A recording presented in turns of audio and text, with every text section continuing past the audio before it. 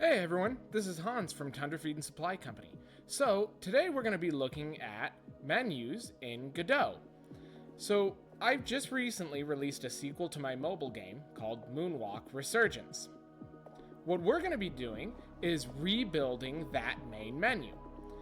So, this has a couple of good things to introduce you to building a complete menu in Godot.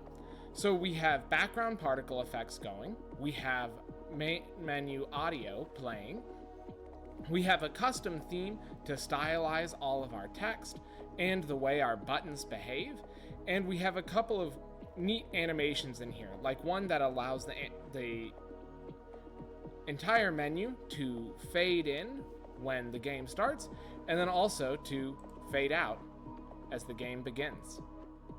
So thanks so much, let's dive in. As a quick note, before we continue into development, while editing, I noticed that on the main menu segments where the background audio is playing for our main menu, the audio is way too loud and drowns out everything that I was saying.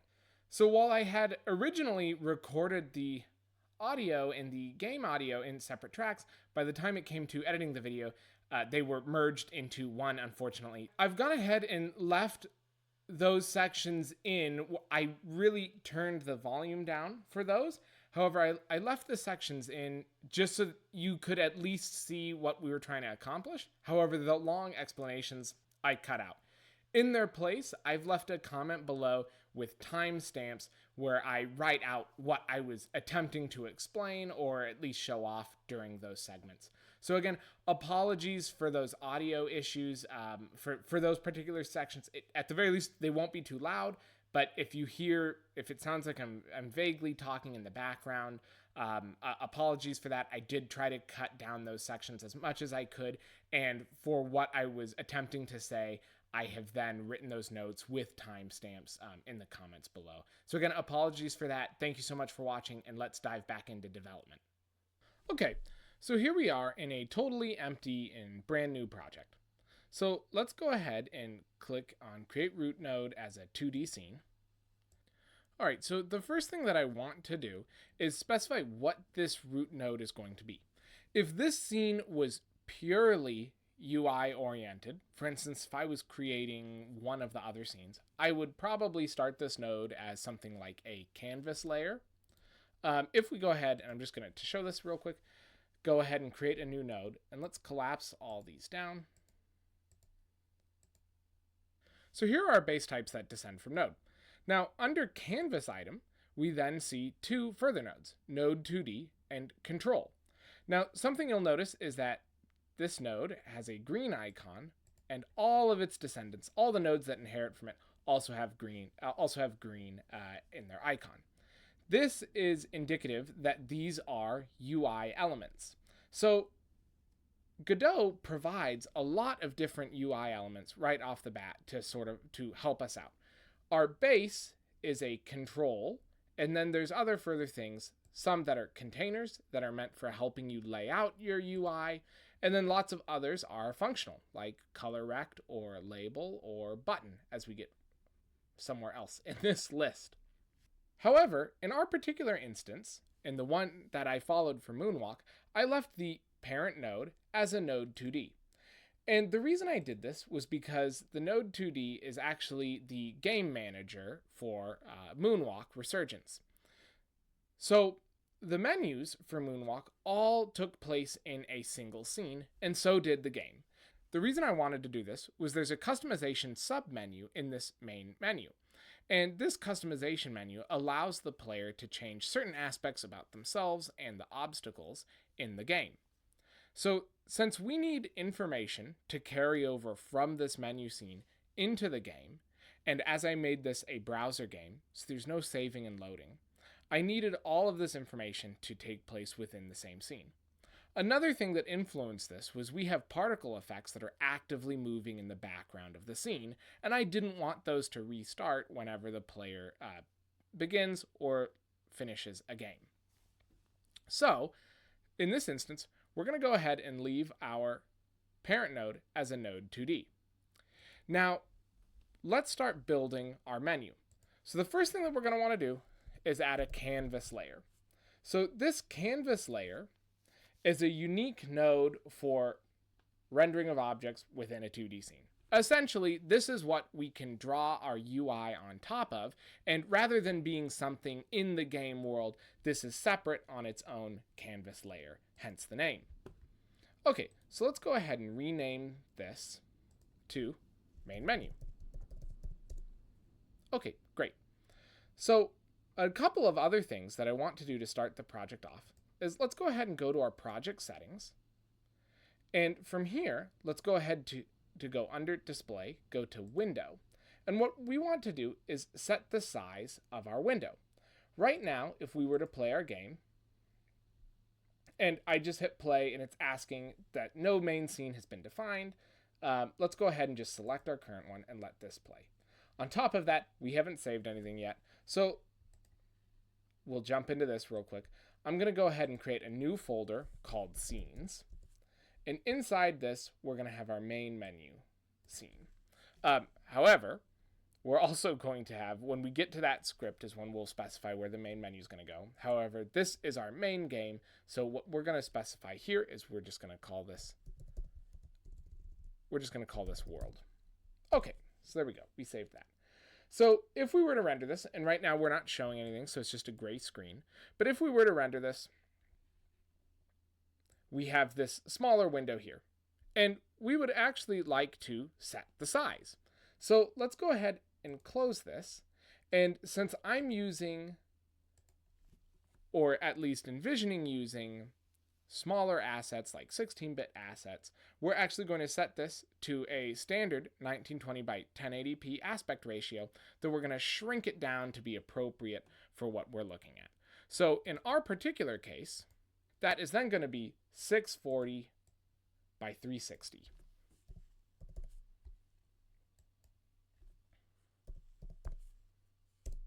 Okay, so let's go ahead and close this. And if we were to hit play again, we'll notice our screen is much smaller. So this works better for pixelated assets. So this is a much nicer screen size. However, if we were to drag this out, what we're actually doing is dragging essentially the size of the camera. Now, right now we can't see anything here. So let's go ahead and just add something temporarily into the scene for us to see. I'm going to drag the icon SVG into the screen. Okay, let's go ahead and hit play. We can see our icon loaded there, but as we expand this, he doesn't stay there in his particular place on the screen. He actually stays in that scene, in the space in the scene. So if we were to expand this, he's now way up there in the top left as this screen continues to expand. Ideally, what we would like, for instance with a UI, is we would like this to remain in the center, in the top right, somewhere where the player is expecting it to be despite their screen size. So let's go ahead and close out of this.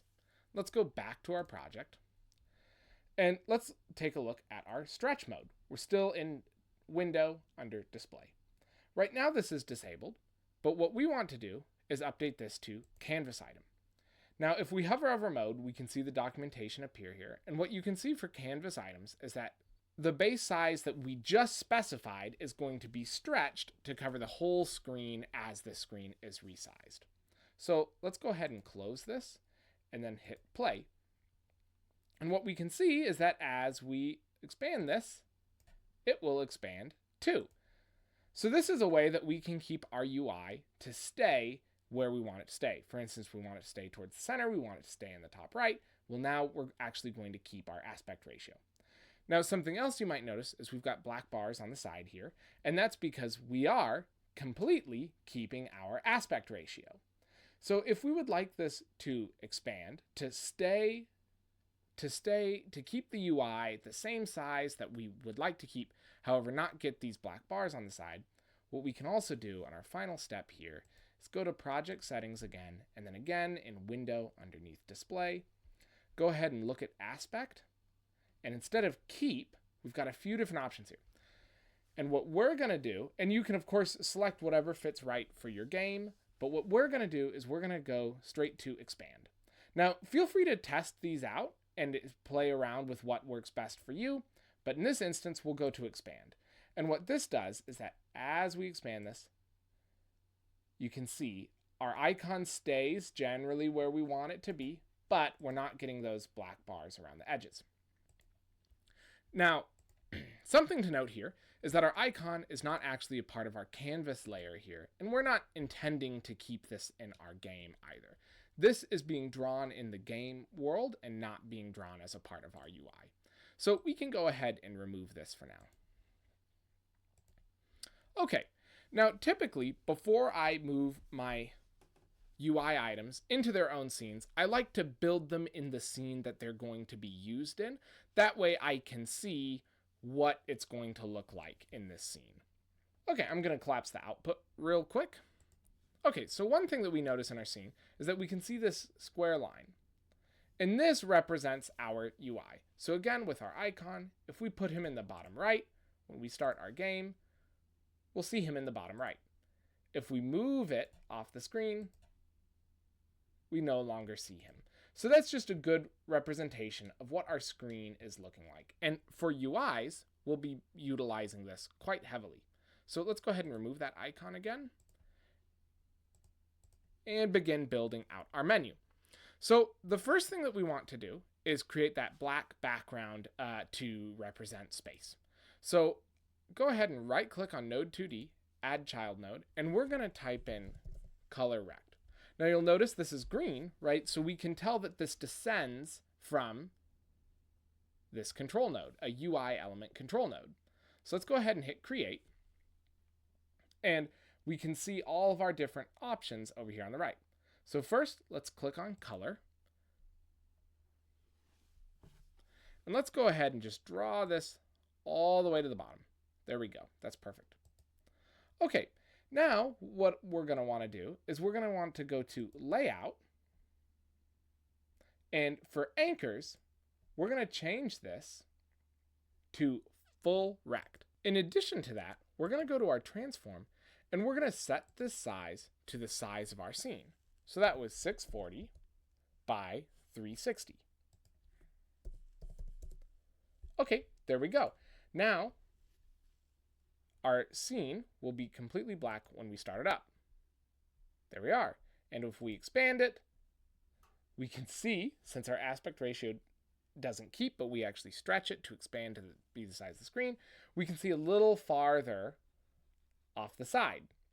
So the reason this happened is because we set the size of our object specifically rather than keeping it with the actual size of the camera. So there's a couple different things we can do to actually fix our issue with this not being correctly sized when we open up when the screen is stretched to an aspect ratio that this maybe wasn't expecting. So one thing that we can do, and this is what I did in Resurgence as I was doing it quickly per my personal challenge, is we can make this background larger than our screen here. And so now when we play it and our game expands to an aspect ratio that we maybe weren't expecting, we still have that cover in the back. So that is a way. Now, of course, right, if we were to expand it in some crazy method, that still doesn't work out.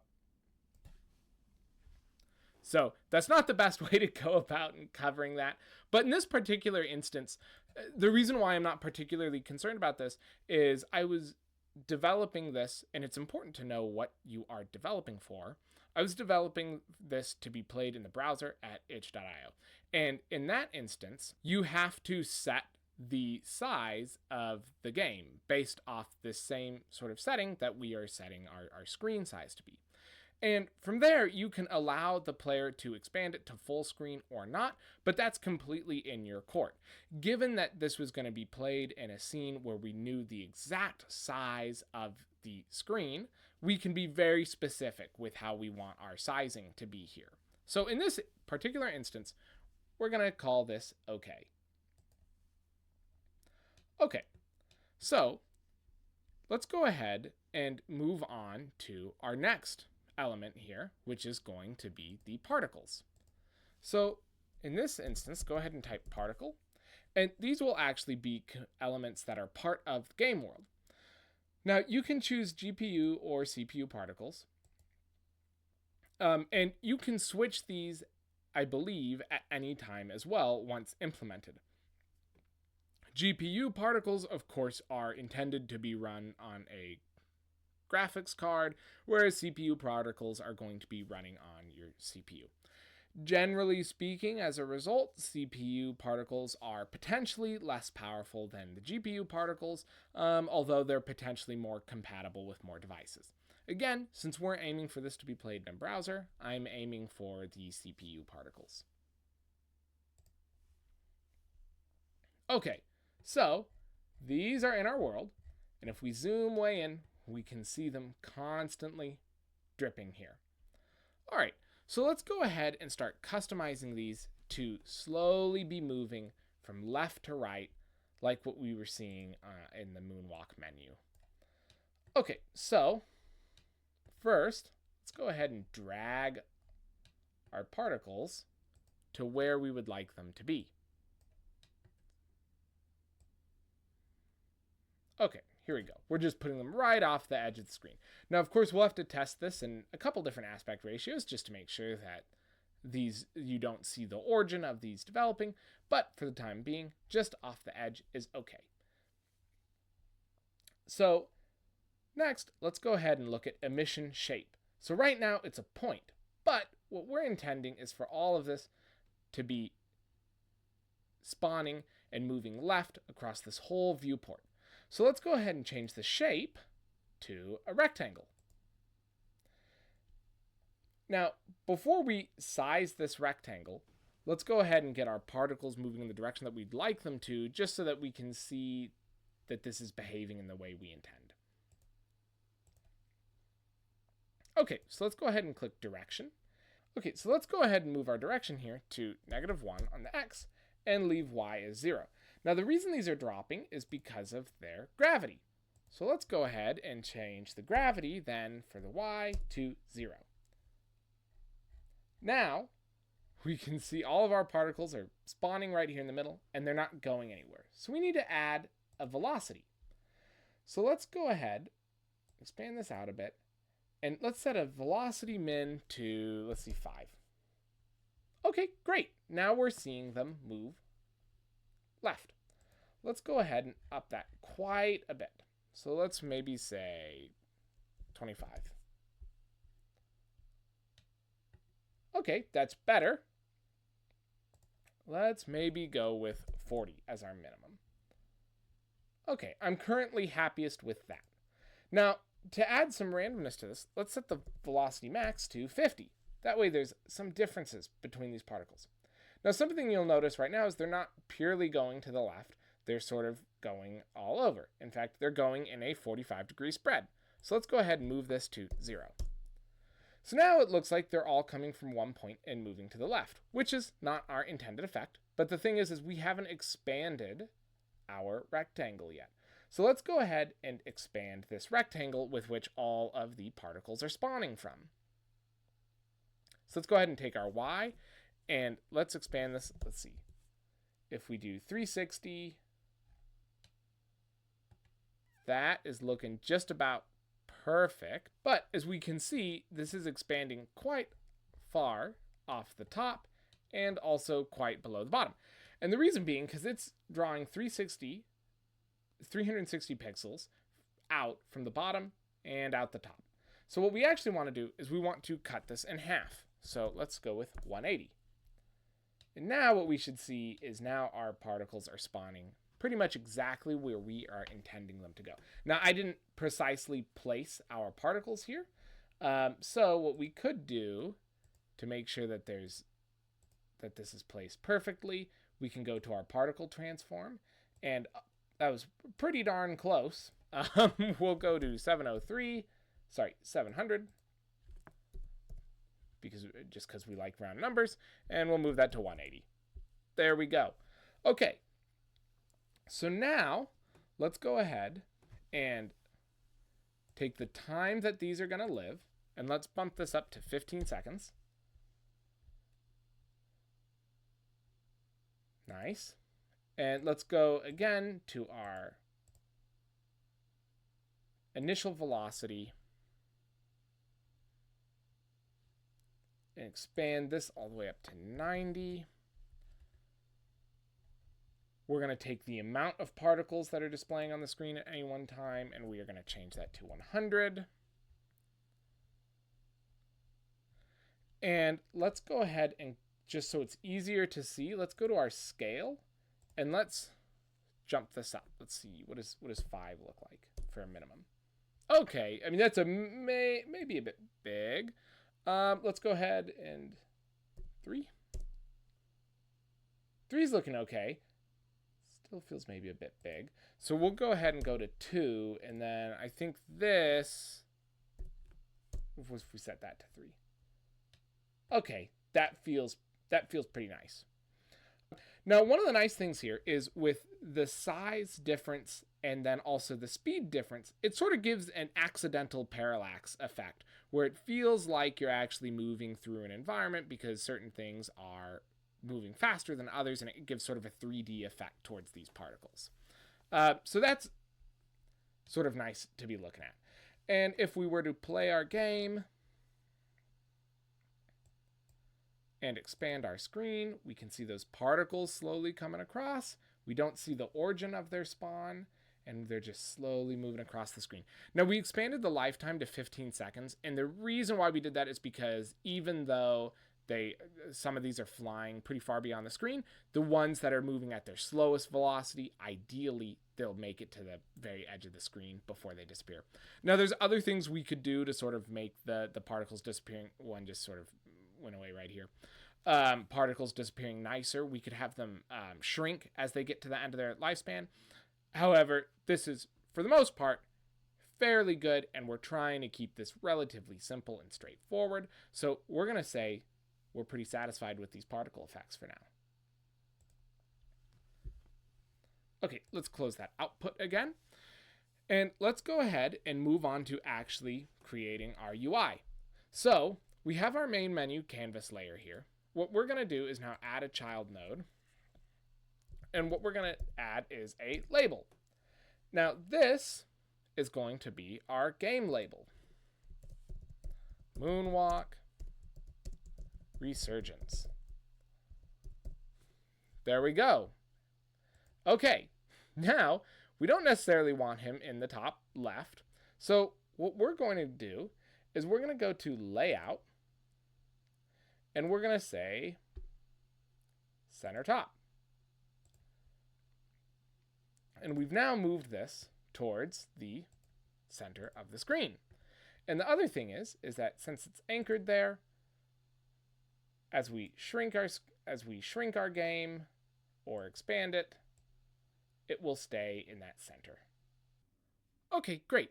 So something we can do for efficiency, if your computer is chugging along a little bit like mine, is we can go ahead and click on the CPU particles here. And to here where it says emitting, we can go ahead and shut that off. Now, when we start our game, right, we're not going to see any particles here. And that's because our particle emitter is not emitting anything. So when we create our main menu script here later on, we're going to go ahead and have to add in a part of our script that gets a reference to our particles and starts those particles firing again. All right, now let's go ahead and quickly set up our main menu audio music real quick. Okay, so first I've gone ahead and created an assets folder and then an audio folder, and inside of that put our main menu music. So what we're going to do is we're going to right click on our node 2D and we're going to add a child node. And this is going to be a type audio stream player. So you'll notice we have something here called audio stream player 2D and then one called 3D. So both of these play positional sound. So this sound would be coming from a specific point in your game.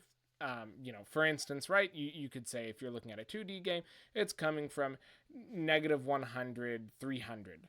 And now as you move farther from that point, it's going to act like sound in space where it actually is getting quieter as you move away. However, for our menu music, we're just going to have an audio stream player. This isn't coming from somewhere in our game world. This is just playing in the background. So we're not interested in positional audio like what you would get in one of these other audio stream players. So just the regular audio stream player. So let's go ahead and create that. And then let's rename this to main menu music or audio. Either one works. I'll stick with audio since this is an audio stream player. Okay. So from here, what we're going to do is we're going to go to our stream and we're going to click this, and then we're going to go ahead and click load. We're going to go into the assets, the audio, and then put our main menu music in. Now, of course, right, you can always as well drag and drop from your file system over here if that is something you prefer. So we can go ahead and just drag this over and drop it in there. And that does that same effect. Now, something you'll notice if you hit play and let this music go to completion is that it will stop and it won't play again. And there's certainly many instances when that is correct. For instance, say you have a combat soundtrack that plays every time your player engages with enemies, right? That's not something that you're going to want to continually loop. That's something that you would only want to play if the player was in combat. So that might be something that you, once they're in combat, you start. If they exit combat, you stop. And assuming they're still in combat by the time the music ends, then you would potentially start it again. So that may not be something that you want to automatically loop. However, in this instance, this is music that is just constantly going to be playing on our main menu. Now, the way I set this up with Moonwalk Resurgence, it also carries over into our main game, and this just functions as our background audio. So one of the ways that we can get our audio to automatically loop for us is we can actually go ahead and click on the sound file itself over here in our file system. And what we're going to do from there is we're going to go ahead and click on the import tab right next to the scene tab. So from here, and sometimes Godot 4 can glitch like this, even though it's showing that this is selected, we're going to go ahead and click it again. Let's go ahead and click on the icon SVG and then back to our main menu music to have this load correctly. Okay, I'm going to expand this out for us to have a little more space to work with here. All right, so we're going to look at the edit section where we see loop mode and it says detect from WAV. So this is right, our main menu music is a .wav file, so that's why it is saying that. And we're going to click on this dropdown and we're going to go ahead and click forward. Now, you'll immediately notice we have two new options, loop begin and loop end. So loop begin is where we would like our audio to start from in terms of this whole audio file that's going to be playing. Loop end is where we would like that automatic restart to trigger from. -1 means start at the very end of the file, whatever that duration is. And loop begin, of course, is where that's going to start. So we could change where loop end is going to start from. Maybe we want it to start from the middle of the soundtrack. Maybe our end is really long and we don't want to wait that whole time. But in our instance, we're just going to let this loop from the very end. So we're going to leave it at -1. Now, if we were to hit play on our game, this audio would play, and then it would stop and it wouldn't start again. And this is because we're actually changing the properties on the import of this music file in order to get this audio to loop again. So what we need to do is click our re-import button. And it'll go ahead and re-import those assets, and then everything will be fine here. If we were to play our game, we can see that that the music is going to play until the very end, and then it will automatically restart. Now, something that you might have noticed is nothing was playing there, and that's because we don't have autoplay on. Now, if we click playing, like with the particles, it will immediately begin playing. But what we're going to do is we're going to click no to the playing, and we're going to select autoplay. This will then start the music as soon as our game starts. So let's go ahead and go to play, and let's play our game.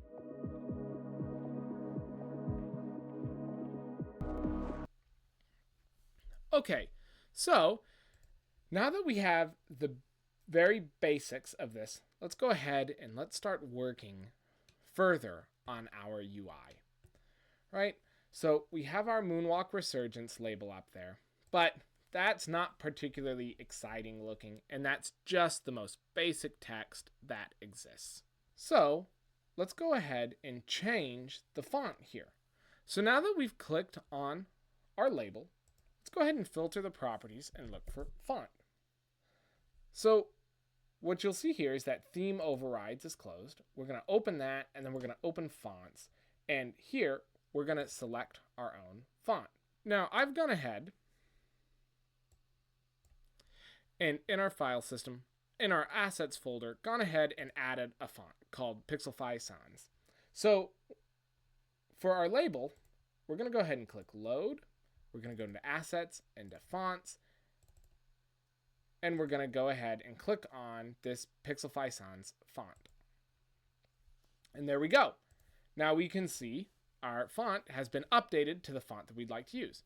Now to closer match the Moonwalk Resurgence game, let's go ahead and get rid of our property filter here, and let's retype this, but now in all caps. Oh, it would help if I spelt it correctly. There we are. Okay. Now that we have our label there, let's go ahead and increase that size as well. So let's go ahead and type font again. And let's now go to font sizes, and then we're going to set our font. Now, right now, this is unchecked, and this is 1 pixel. If I automatically hit this button, it's going to increase the size of that font, and it's going to automatically check this, assuming that we are now interested in using our theme override, and we want to use the font that we're specifying here. So it's going to immediately go away, and what we're going to go ahead and do is increase this. 60 is a bit too large, so let's go ahead and maybe try 50. Maybe a bit too big still. See, 40, maybe 35. Okay, I'm happy with 35. Okay, so now that we have our main menu label, let's go ahead and start working on our buttons. Now, when we start having buttons, we're going to want them to stack on top of each other. We're going to have a range of buttons of different sizes, and we're still going to want them to be centered. So things can get complicated in regards to this positioning, especially when you begin getting concerned about different sorts of screen resolutions. So this is where, and let's rename this title label. This is where Godot's significant container system starts to really benefit us. So let's go ahead and add a child node to our main menu node here. That's a canvas layer. And we're going to go ahead and look for a container. Now, we have a lot of different containers here, from box containers, VBox containers, and HBox containers. And we're really going to make use of these HBox and VBox containers a lot here. So let's go ahead and click our HBox container. Let's go ahead and hit create. Now, let's get rid of our property filter for font, and let's go ahead and look at layout. So from here, we're going to go ahead and click full rect. Okay, and once we set the anchors, let's go ahead and look at our alignment here. So right now, it's aligning items at the beginning. Since this is a HBox container, what it's going to, when it refers to beginning, it means the left-hand side of the screen. What we would like is for this to be the center. So from there, inside our HBox container, we are then going to create a VBox container.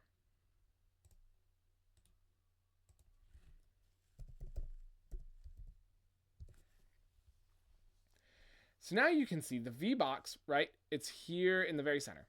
So let's go ahead and also set this to center as well.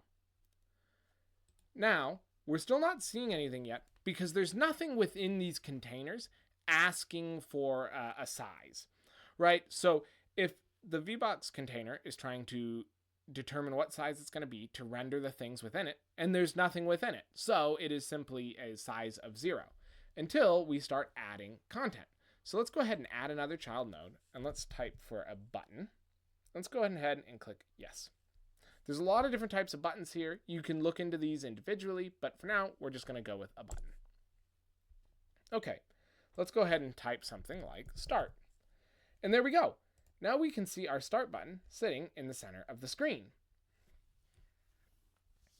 Now, since all of this is in a VBox container, if we were to add, say, a second button, it will be stacked right below it.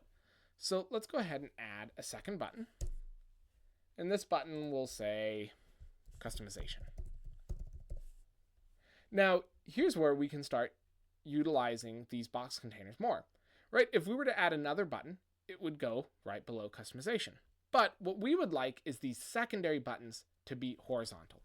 Now, the reason that we want to do this is because our start button is the most significant button in our game, right? The easiest thing we want players to be able to do is to play our game. So our start button is going to be big, it's going to be the focus, it's going to be in the center, that's going to be the thing calling players towards it.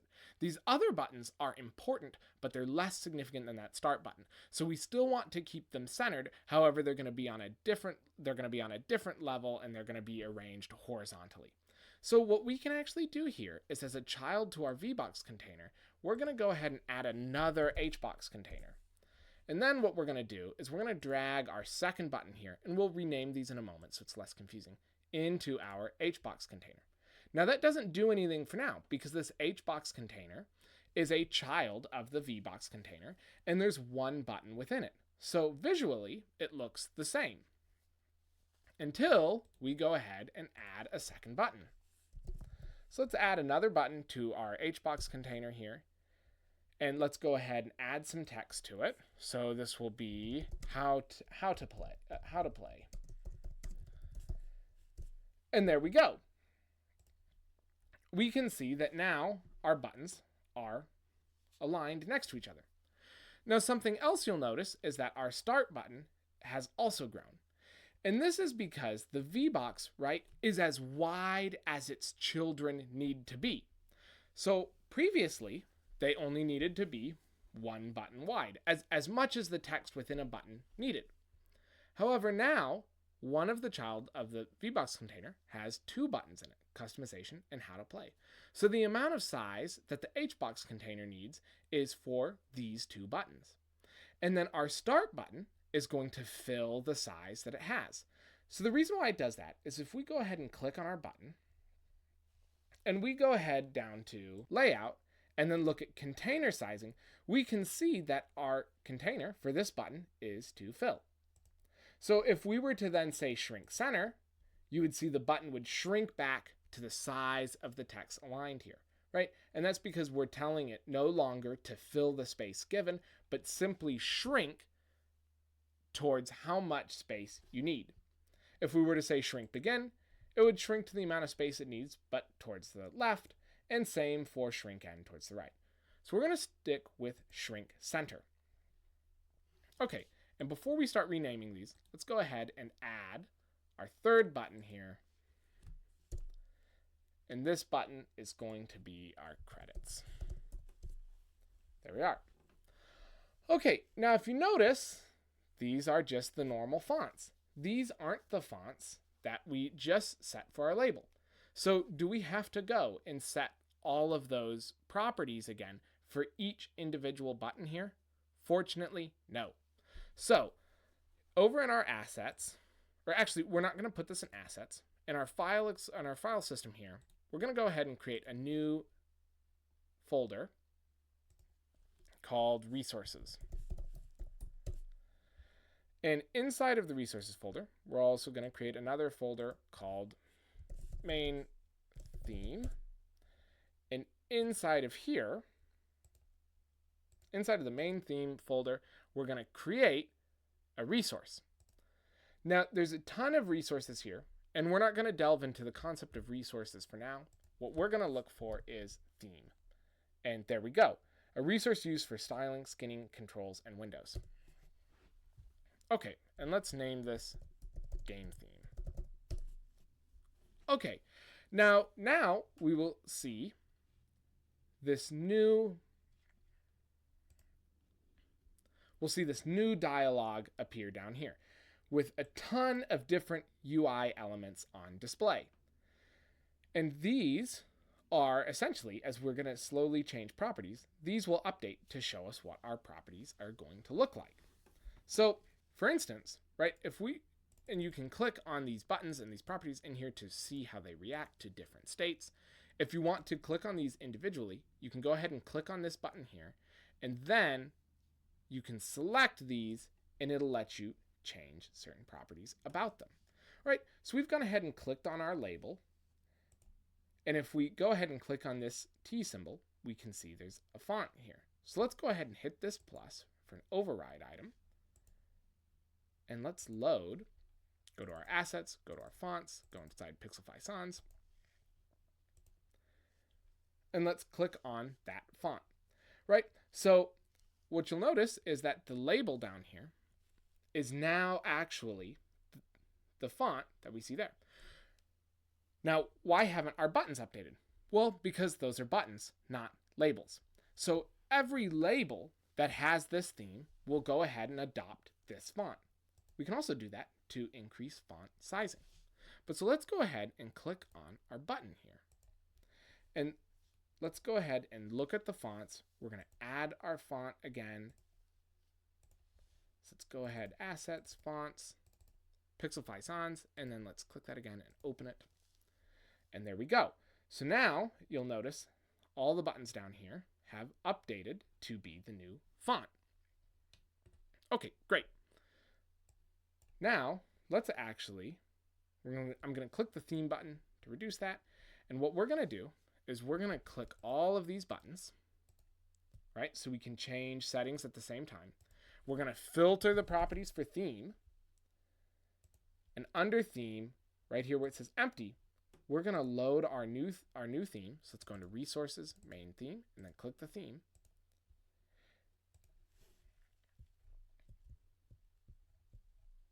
And you'll notice all of the buttons now have that same font. It might be a little bit easier to see.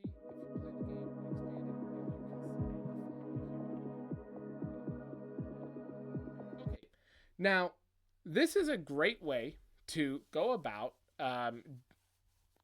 creating a theme, hence the name, for your game. This makes sure that all of your UI elements in your game stay consistent in their style, design, and behavior as you develop your game. Right? And themes can be customized even further. They're incredibly versatile. Right? So if you click on our label again, you can see all these settings once again. We can even get really specific in how it behaves. But another thing we can do is up here where it says type label, you can hit this plus button. And this allows you to create new custom types, or you can even do other things like this. If we type in header, what you'll see is there's these 3 nodes available: header, medium, small, or large. If we go ahead and click on large here, we can click add type. And we can see that this has, right, so that default font size that we've been seeing is 16, but this is header large, and so it's got a font size of 28, right? So this is a descendant of our label button here. And rather than, for instance, our title here having to set a specific font size for it, right, that we did earlier, you could actually just set it to this type of header large. And again, that would be a great way to ensure a consistency, right? On top of that, you could even add your own custom font, right? Maybe your header is actually something different. You're saying, hey, this is the customization menu. Whereas Moonwalk Resurgence is our title. That's a bigger deal. Maybe that's a title node, right? And has a different font. We set ours to 35, so 28 might be a bit too small for us, and we create a node in that capacity. So themes here are incredibly versatile, and I would highly recommend using them when you get the chance for building out UIs. Okay, so let's go ahead and close this theme again real fast. Now, something you'll notice is that this is different to the Moonwalk Resurgence menu, and that's because none of these buttons are flat. So let's go ahead and again click our 4 buttons here. And we're going to get rid of the theme override, and we're going to see where it says flat here, and we're going to click that. And you'll notice that background drops away. And this is now starting to look a lot like that menu that I had created. Now let's go ahead and click this one button. And again, you could do this through theme, right? We could create an important button, and that important button has, a larger text or other styling about it that it conveys more importance than these other buttons. Right now, since we're only going to be doing this for one button, I'm going to just click on it specifically. And let's go ahead and filter these properties for font. We're going to go to theme overrides. We're going to go to font sizes, and we're going to up this. Now I'm going to type in 16 because that's what it's currently set to. That's that default. And then we're just going to walk it up from there. And I'm potentially going to leave it on actually what that header large font was, which was 28. That is starting to look like it's competing, right, with our title. So I'm actually probably going to walk it down a bit. 22 feels like a good middle ground, in my opinion. Let's go ahead and start this game, and let's just see how it feels. Yeah, that feels pretty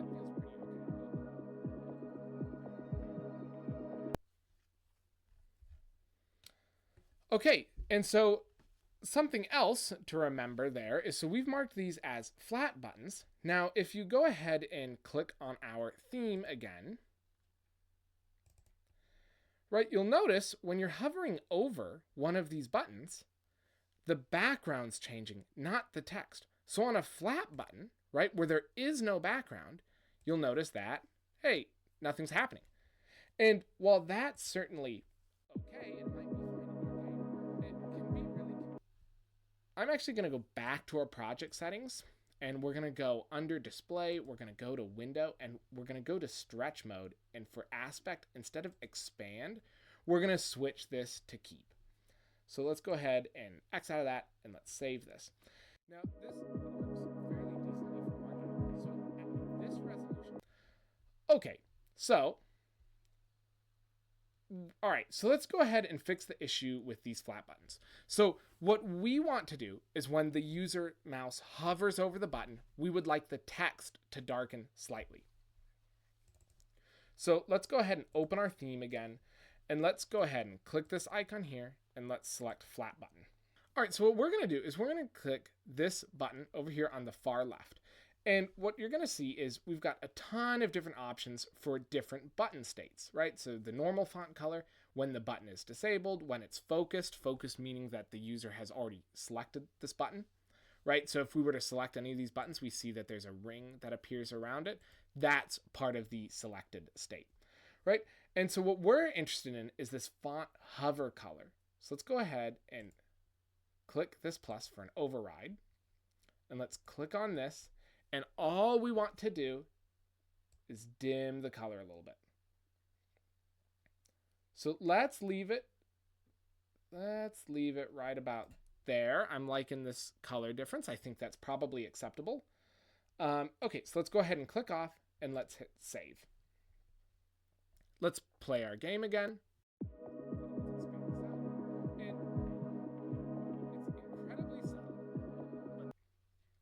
Let's click on our theme again, and let's look at that color. And what happens if we just really darken this? Let's save. Let's hit play. Okay, I think that's a little more obvious as to what's going on. Changes aren't taking immediate effect for you. Something you can do is you can go to scene, and you can click reload saved scene, and this will immediately reload the scene. Sometimes that happens when messing with the themes.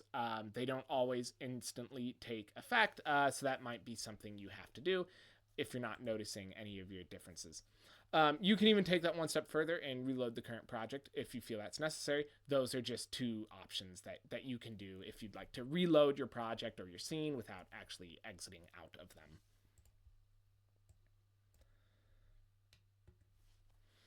Okay, now let's go ahead and rename some of our things here. So let's rename our button to start button. And button 2 here, we're going to rename to customization button.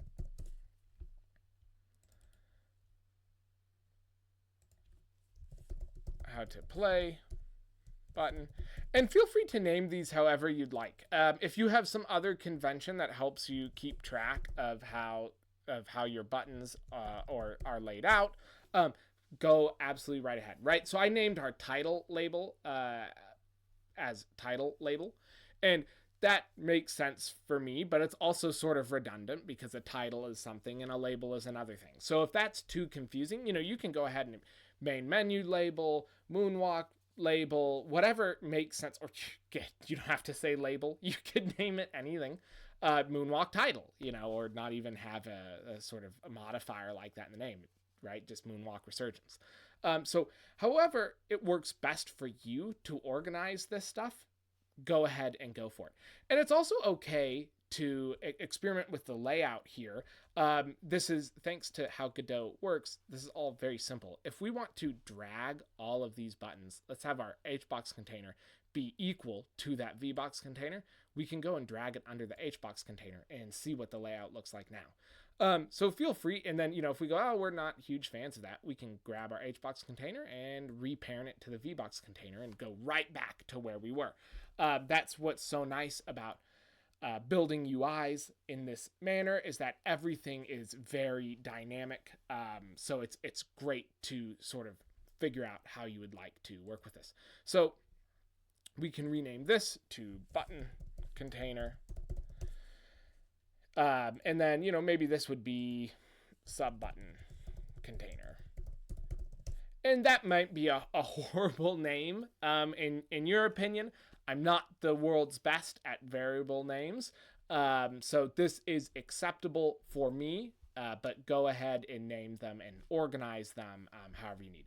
It is worth noting, right, that as we move these buttons around, that does change the order in which they're shown, right? So if we were to put let's collapse this, and let's put the start button below the sub button container, and now it is literally below it in the game, right? So Godot draws nodes from top down as we see them shown in this scene, right?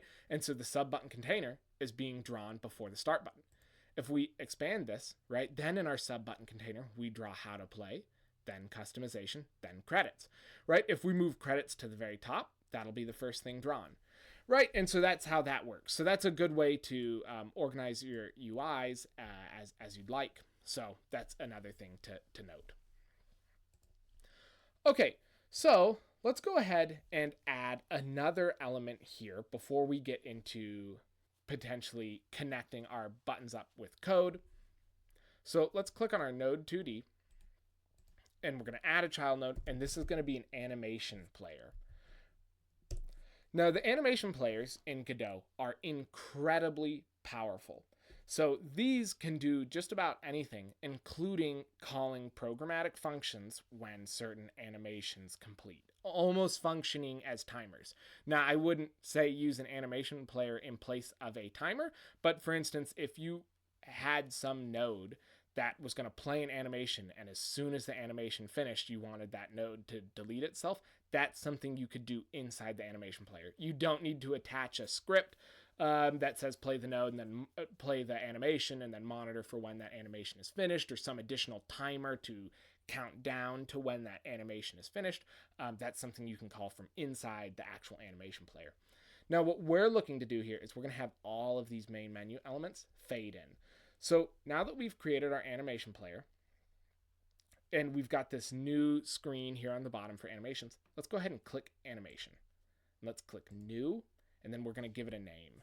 So let's call this game start. Okay, and now we have all these tracks that we can do and this timer here. So this is representing how much time, right, your animation is playing. If you were to have something last all the way over to the 6, it would be playing for 6 seconds. But at that same time, you can see that this gray area here is how the length that our animation is.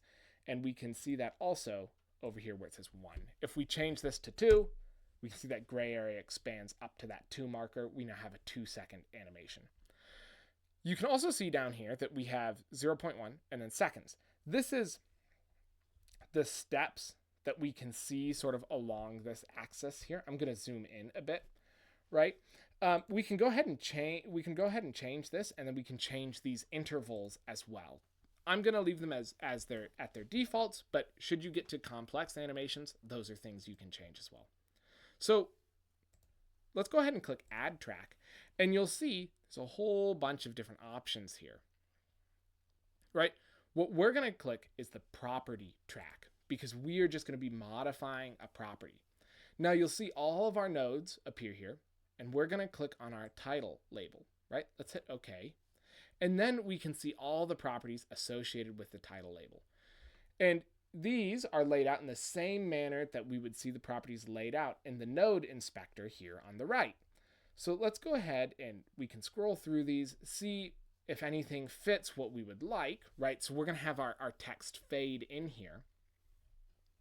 And what I'm actually going to scroll down to, I believe we have something in regards to our visibility that we're going to try and change.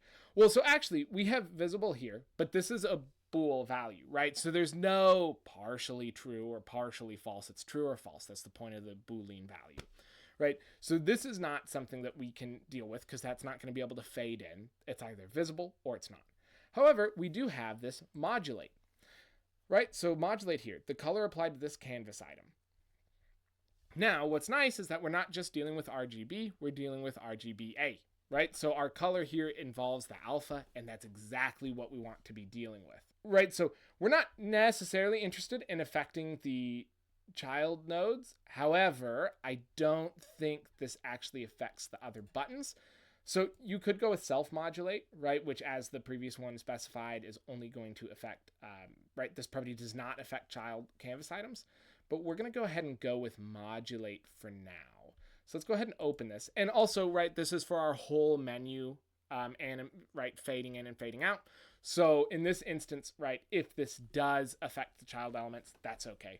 Now, from a good programming perspective, I probably would not do this if there are more people on the project, because, right, this is tribal knowledge. If you come in here and look at this, you go, oh, the title label is dimming. And that is potentially what you would think. If you had to debug an issue and you were new to this project, you would go ahead and hit play and you see, everything is fading in or fading out. And you'd go, what is going on? Right? If only in the animation, only the title is fading in. And unless you knew, oh, right, we're fading in the title, but we're using this modulate here, which is actually affecting all of the children canvas items, you're not going to know why those other elements are fading in or out. Let's go ahead and if we get rid of this and we go ahead and add the property track and we go to title label, we hit OK, and then we add self-modulate. And then we have a specific self-modulate track for all of these different sub items for start, credits, how to play, and customization. You're going to know, oh, okay, those items are fading in, right? So say you were dealing with a bug where one of these buttons wasn't fading in. You could look at this list and you could see that, oh, well, the title, start, credits, and how to play, those are fading in. We just forgot to add the customization button. Sort of in the implementation of this animation player, it's also explaining what it's doing as long as we're using these self-modulates. If we're using the modulate and relying on sort of a parent property to have property changing elements descend into children that we're not necessarily expecting, that can get confusing. In this particular instance, if you notice, if we were to use modulate, that wouldn't affect these other nodes, and that's because title label doesn't have any children. If we use modulate on the start button doesn't have any children. If we were to use, if we were to somehow parent or move these buttons to be children of start button, or if we were to have an animation player on the sub button controller, these do have children, and you will see those that modulate property take effect. Okay. So let's actually program in our animation. So let's go ahead. We'll leave this at 2 seconds because I'm thinking that's going to be our nicest animation. And we can right click along this timeline and we can click insert key. And you'll notice we have a white square here. If we click on that, we now get this animation track key edit. So this is the rate at which something is going to be changing. And then here's our value. So right now it's just pure, it's just 100%, right, for our RGBA, so 1111 or 255, 255, 255, 255. Let's go ahead and click this value. And what we're going to start at is nothing. It's totally invisible. So 0, an alpha of 0. Now let's go ahead and click off. Now we can see that, right? We've got our image here that shows that it's an alpha of 0. Let's move this over to 0. Okay, now we're going to insert another key. We're going to drag this over to 2.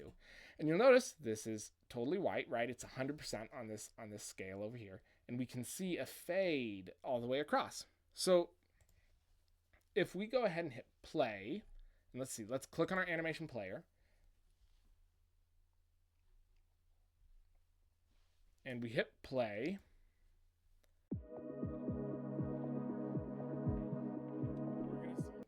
Close that out.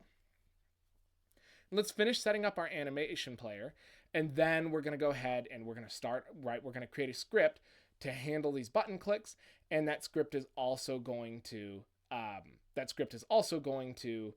start our particles up, and start our animations. So let's go ahead, click on our animation player, and let's go ahead and add our other tracks.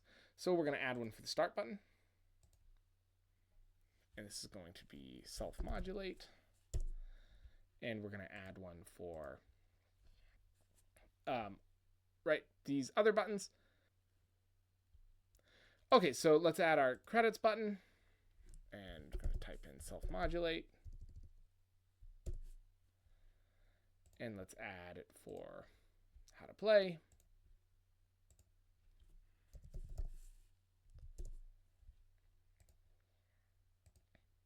And our customization button.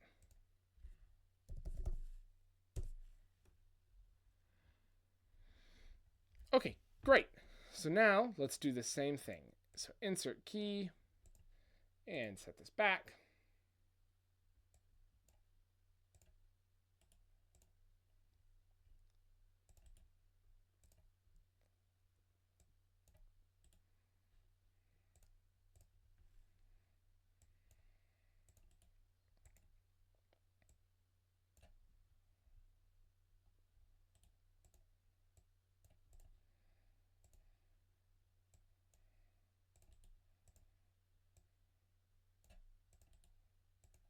And this one I'll start with this end one, and then add our key over here, and change that. There we go. Okay, perfect. Let's save that. Great.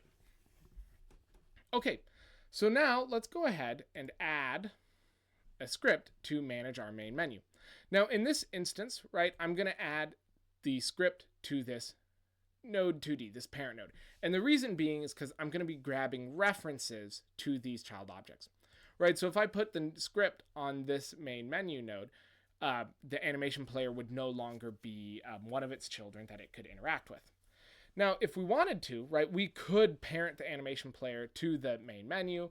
However, at this particular point in time, I'm going to leave the animation player here. So let's click on our node 2D, and let's go ahead and click this button up here to attach a new or existing script. So it's going to go in the scenes folder. It's going to go with our world.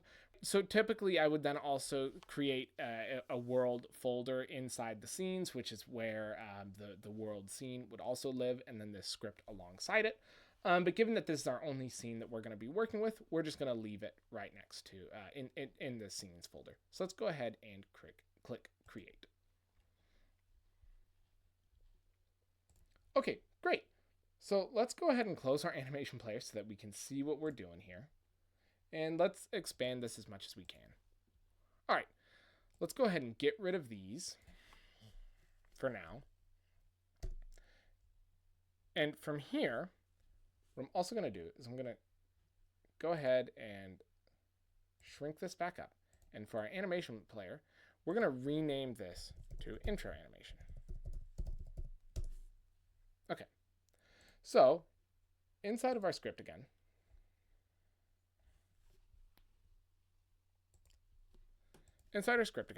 let's go ahead and type our ready func. And then from here, we're going to type $, and then intro animation to get a reference to our animation player. Then we're going to hit dot and look at the functions that we have here, and we're going to look for play. Okay, Now, the play function looks for the name of the animation that we would like to play. So what did we call our animation? We called it game start. Oh, and again, it would help if I typed that correctly. Game start, there we are. And let's go ahead and save that. If we hit play, our animation should play now. Yep,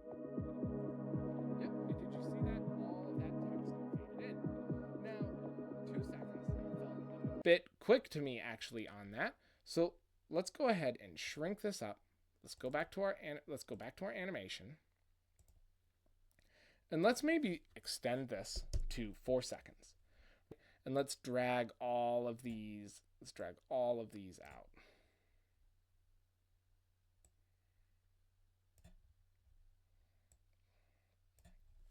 Okay, great. Let's save that.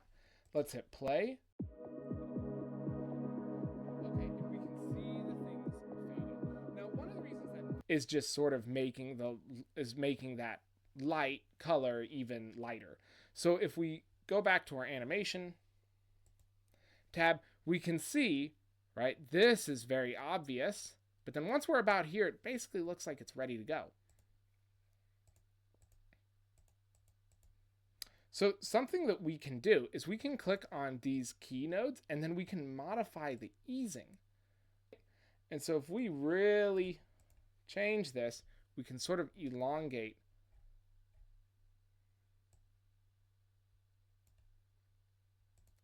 how long it takes for some of this animation to occur. And let me see what else needs it. And I'm not being very specific with this. I'm just moving this to just so we can see a result.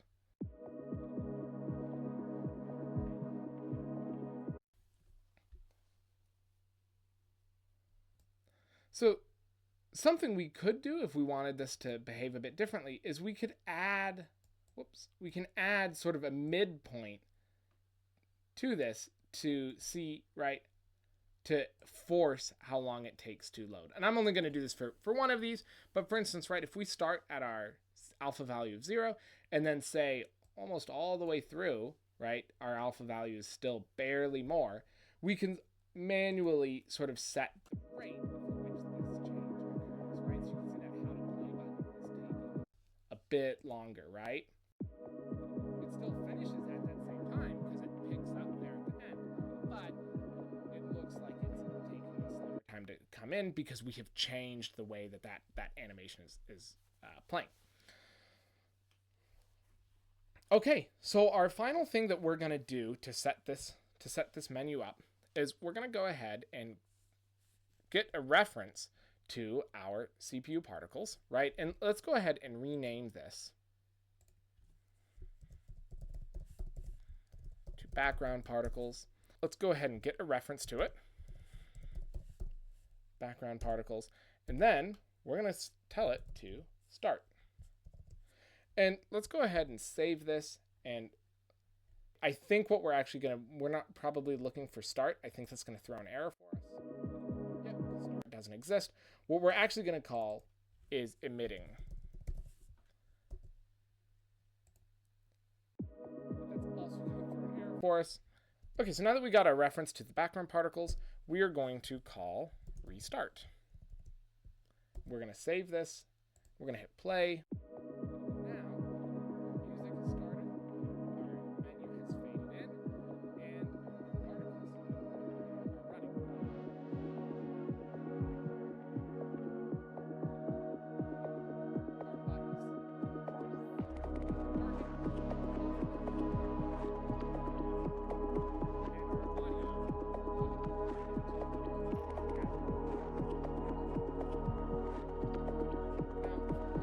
Right, if we wanted to hook up our buttons, Godot has a great way to go about this. So programmatically, what you would do is one way that you could do this is you would get a reference to one of these buttons in this script, right? So given that our script is all the way up here and our start button is all the way down here, something we could do if we type in our dollar sign and try to talk about our start button, you'll see this huge long name pop up.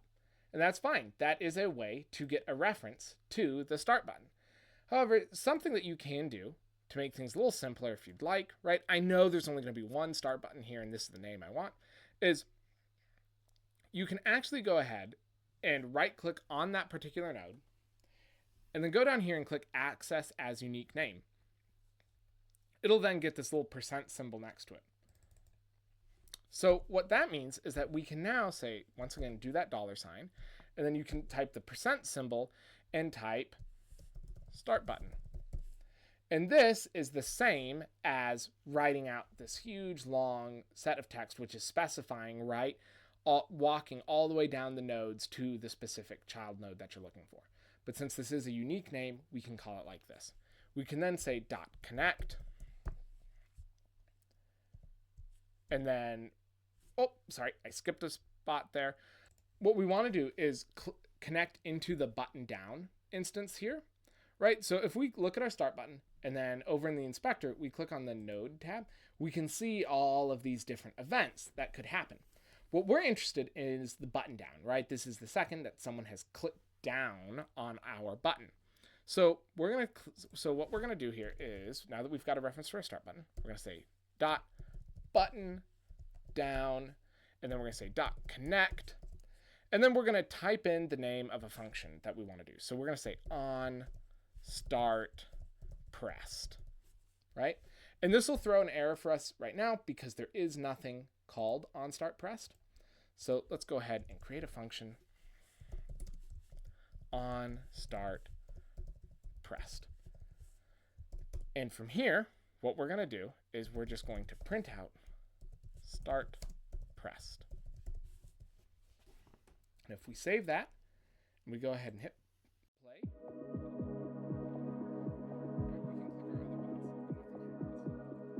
can click our other buttons. If we click start, and from here, we could do whatever we'd like, right? So let's say Moonwalk Resurgence is all in a single menu. So in this instance, I then have all the menu elements fade away. Now, what's really neat is that with the way the animation player plays, what we can actually do here is we can get a reference to our intro animation, and we can say .play backwards, and we can call our game start animation. And now our fade in animation is going to play as a fade out animation, right? So everything fades in and you start to play the game. Okay, so let's go ahead and hit play again. And there we are. This is our complete main menu that we've built from the ground up. To recap what we've done here, we have background music that starts playing when the game is started. We have particle effects that we've customized and are just rendering in the background. We've also created a custom theme that we've applied to our labels and our buttons that also not only stylize the text, but also stylize behavior. We've also designed our game to be in this fixed aspect ratio so that how we design our UI keeps as potential different screen sizes are shown. And we've even gotten an introduction into animations and how to use them for our menus, for instance, for fading in and fading out. So, as always, thank you so much for watching. I hope you learned something. If you'd like to see something else in the future, please go ahead and leave a comment below. If you have a question about this video as well, please go ahead and comment down there too. If you would like to play Moonwalk Resurgence, the game that this menu is based off of, there's also a link to that game in the description as well. That's a free game just on itch that you can play in your browser. So if you're at all interested in it, you don't even have to download anything. It's just totally free to go and play. It's just for fun. So thank you so much for watching, and I hope to see you guys in future videos. Thanks.